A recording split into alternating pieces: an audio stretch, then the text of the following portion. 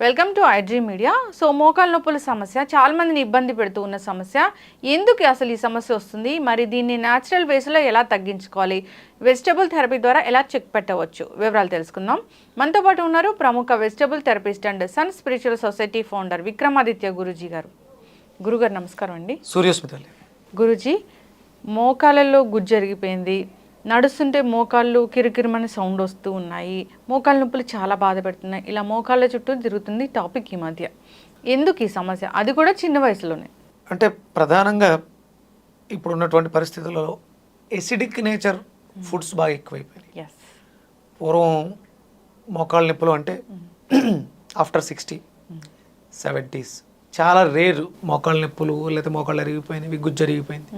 ఇప్పుడు అరిగిపోవడం అంటే ఏం అరిగిపోయింది? మోకాలికి మధ్య, కీలికి మధ్యలో ఒక మెత్తటి పదార్థం, కార్టిలేజ్ ఫ్లూయిడ్ అంటారంట, గమ్ము లాంటిది ఏదో ఉండేది. అంటే నాకు మెడికల్ టెర్మినాలజీ తెలియదమ్మా జనరల్గా.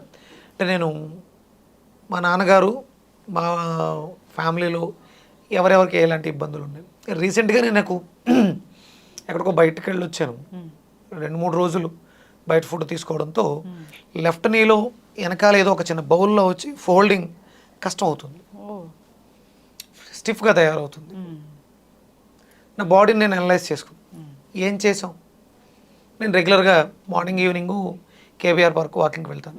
రెగ్యులర్గా మనకి ఎక్సర్సైజెస్ ఉంటాయి, నా ఫుడ్ చాలా బాగుంటుంది. కానీ బయటకు వెళ్ళినప్పుడు నేను ఏం తిన్నాను, ఎక్కడున్నాను, ఏం తీసుకున్నాను? వాటర్, క్యాన్ వాటర్, అంటే బాటిల్ వాటరే తాగాల్సి వచ్చింది. తప్పదు కదా, మరి తప్పదు. ఆ బయట ఫుడ్ తిన్నాం, వాళ్ళలో అక్కడ వాళ్ళు ఏం వాడుంటారు, దాని ప్రభావం 2-3 రోజులు. అంటే నేను చాలా సెన్సిటివ్గా ఉన్నాను, ప్రాబ్లం లేదు కాబట్టి స్టార్టింగ్లో తెలిసిపోయింది. ఇప్పుడు దీన్ని నేను అడ్జస్ట్ చేసుకున్నాను అనుకో, నాకు నొప్పి స్టార్ట్ అయింది, నా లైఫ్ స్టైల్ని అలాగే కంటిన్యూ చేస్తున్నాను, దాని మీద డిపెండ్ అయిపోయి ఉన్నాను. ఇది నొప్పి వస్తుంది, మనము స్టెయిన్ చేస్తే ఇంకా ఎక్కువైపోతుంది అని వాడకుండా వదిలేస్తే క్రానిక్ అయిపోద్ది. తర్వాత నొప్పి అలవాటు అయిపోయింది, అలవాటు పడిపోయి గడిపేస్తుంటాం జీవితాన్ని. అది ప్రారంభంలో ఉంది, పట్టుకుంటుంది అని అర్థమైన వెంటనే రెగ్యులర్గా నేను చేసే వ్యాయామాలు, అంటే నేను బయటకు వెళ్ళిన 2-3 రోజులు వ్యాయామం ఉండదు, ఫుడ్ మారిపోతుంది, వాటర్ మారిపోతుంది.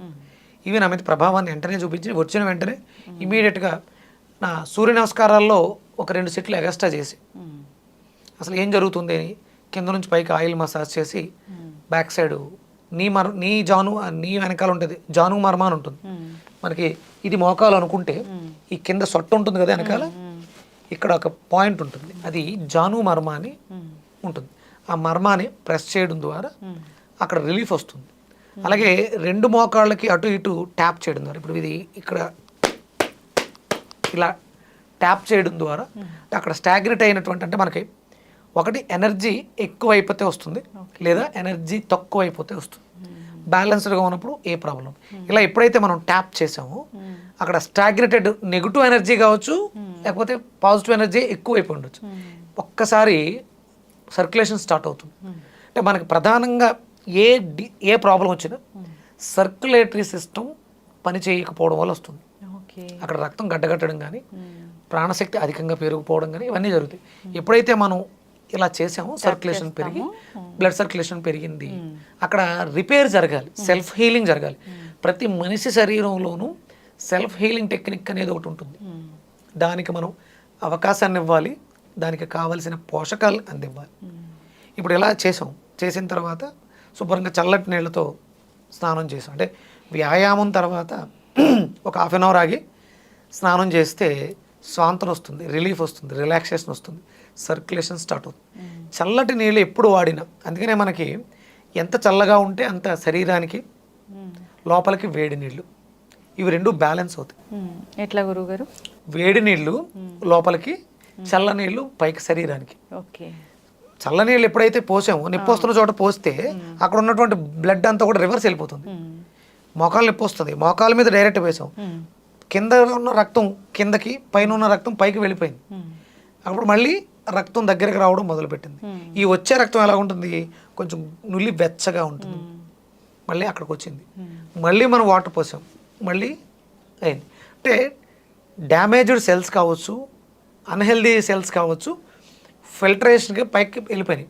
అక్కడికి వచ్చే రక్తం ఫ్రెష్గా రావడం వల్ల నొప్పులు తగ్గే అవకాశం ఉంటుంది. అందుకని మనకి కాపడం పెట్టుకుంటే కొంచెం రిలీఫ్ వచ్చినట్టు ఉంటుంది. అంటే చాలామంది వేడి నీళ్ళు కాపురం పెడతారు, మంచిదే, కానీ ముందు చల్లైన నీళ్ళతో పెడితే అక్కడ ఉన్నటువంటి రక్తం అంతా కూడా వెనక్కి వెళ్ళిపోయి వేడి నీళ్ళు పెట్టినప్పుడు మళ్ళీ రక్తం అక్కడికి వస్తుంది. ఇలా నెంబర్ ఆఫ్ సైకిల్స్ జరగటం వల్ల అక్కడ ఫ్రెష్ బ్లడ్ తయారై ఫ్రెష్ సెల్స్ ఉండి రిజునవేట్ చేస్తాయి. అక్కడ ఏదైతే డ్యామేజ్ అయిందో దాన్ని పునరుత్పత్తి చేయడానికి అవకాశం ఏర్పడుతుంది. ఓకే, ఇప్పుడు మోకాలు నొప్పులు వచ్చాయి, ఇబ్బంది పెడుతున్నాయి అన్నప్పుడు ఎవరైనా కానీ ఏం చేయాలి?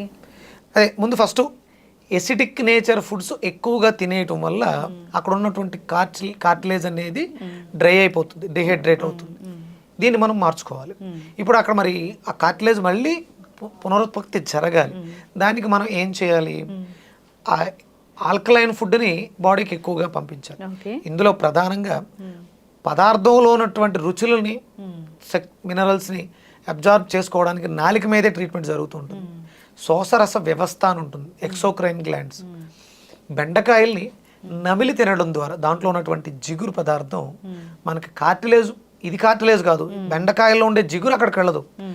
జిగురు పుట్టడానికి కావాల్సిన పోషకాలను శరీరం తయారు చేసుకునే విధంగా బెండకాయలు చేస్తాయి. అంటే పచ్చి బెండకాయలు తినాలంటున్నారు. క్రష్ చేసుకుని నమలాలి, లేదంటే చిన్న చిన్న ముక్కల కింద కట్ చేసి వాటర్లో వేసి ఆ నీటిని మ్యాజిక్ వాటర్ లాగా అది జెల్ లాగా ఫామ్ అవుతుంది. ఆ ముక్కలు నవ్వులుతూ ఆ నీటిని తీసుకోవడం ద్వారా శరీరంలో ఎసిడిక్ నేచర్ని ఆల్కలైన్, ఏ ప్రాబ్లం వచ్చినా ఎసిడిక్ నేచర్ని ఆల్కలైన్ చేయటమే. అది చేస్తే ఆటోమేటిక్గా సెల్ఫ్ హీలింగ్ అనేది స్టార్ట్ అవుతుంది.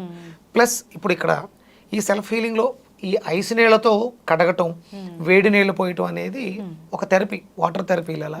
అలాగే ఆయిల్తో మసాజ్ చేసి సర్క్యులేషన్ పెంచడం ద్వారా అక్కడ డ్యామేజ్ అయింది. మనకి శరీరంలో చక్రాల్లో మూలాధార చక్రం ఎరుపు రంగుని పుట్టిస్తూ ఉంటుంది, స్వాదిష్టాన చక్రం ఆరెంజ్ రంగుని కలిగి ఉంటుంది, మణిపూరక చక్రం పసుపు రంగుని కలిగి ఉంటుంది, అనాహత చక్రం ఆకుపచ్చ రంగుని కలిగి ఉంటుంది, విశుద్ధి చక్రం నీలాన్ని కలిగి ఉంటుంది. అంటే ఇవన్నీ రంగులు ఎందుకు? ఎర్రదనం మనకి శక్తిని ఇవ్వటానికి, ఆరెంజ్ ఎక్కడైనా నెగిటివ్స్ ఉంటే వాటిని డిస్ట్రాక్ట్ చేయడానికి, పసుపు సెల్స్ రీగ్రోత్ అవ్వడానికి, పునరుత్పత్తి జరగడానికి, ఆకుపచ్చ మనలో ఉన్నటువంటి నెగిటివ్ ఎనర్జీని విచ్ఛిన్నం చేసి, మనకి చూడండి హాస్పిటల్స్లో గ్రీన్ కలర్ కర్టెన్స్, రీజన్ అదే, హీలింగ్ జరిగేయటానికి ఇవన్నీ కూడా దోహదం చేస్తాయి. విశుద్ధి చక్రంలో ఉండేటువంటి బ్లూ కలర్ మనకి సూతింగ్ని ఇస్తుంది. దెబ్బ తగిలింది నొప్పి అనిపించకుండా ఉండడం సూతింగ్ ఇస్తూ ఉంటుంది. అంటే ఇప్పుడు ఇక్కడ ఈ ప్రాసెస్ అనేది మనకి అందుకు ఉపయోగపడుతుంది. ఓకే, అంటే జనరల్గా ఎక్స్టర్నల్ అప్లికేషన్ ఉండాలి, సో ఇంటర్నల్గా తీసుకునే ఫుడ్ ఆల్కలైన్ ఫుడ్ ఉండాలి. మీరు అన్నట్లుగా వెజిటబుల్ థెరపీలో ఈ బెండకాయ బాగా పనిచేస్తుంది, దాని వాటర్ తీసుకోవచ్చు, సో డైరెక్ట్గా అయినా తినేసేయచ్చు. ఎస్, సో ఎక్స్టర్నల్ అప్లికేషన్స్కి ఆయిల్ మసాజ్ చేసుకుని చన్నీళ్ళు వేడి నీళ్ళతో కాపడం పెట్టుకోవడం ద్వారా రిలీఫ్ వస్తుంది, రిజునవేట్ కూడా అవుతుంది. ఓకే, చన్నీటి స్నానం మంచిది, ఇంటర్నల్గా తీసుకునే గోరువెచ్చగా ఉండాలి నీళ్ళు. సో సిస్టమ్ని ఇలా కరెక్ట్ చేసుకోవాలన్నమాట. సో రూట్ కాజ్ ఏదైతే ఉంటుందో దాన్ని ట్రీట్ చేసుకుంటే సరిపోతుంది.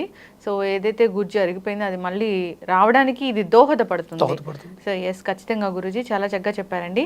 నిజంగానే ఈ రోజుల్లో 25 ఏళ్ల వయసులోనే ఇలాంటి సమస్యలు వస్తున్నాయి. ఇంకా ఎక్కువగా చెప్పాలంటే 20 years ఆఫ్ ఏజ్లోనే సమస్య వస్తుంది. జంక్ ఫుడ్స్ అమ్మా, జంక్ ఫుడ్స్ మానేయాలి, పిల్లలకి బాగా ఎక్కువైపోయింది జంక్ ఫుడ్స్. ఎస్, ఖచ్చితంగా అండి, ఆహార విషయంలో జాగ్రత్తలు తీసుకోవాలి. సో మంచి విషయాలు చెప్పారు గురువు గారు, ధన్యవాదాలు. సూర్యస్మితల్లి.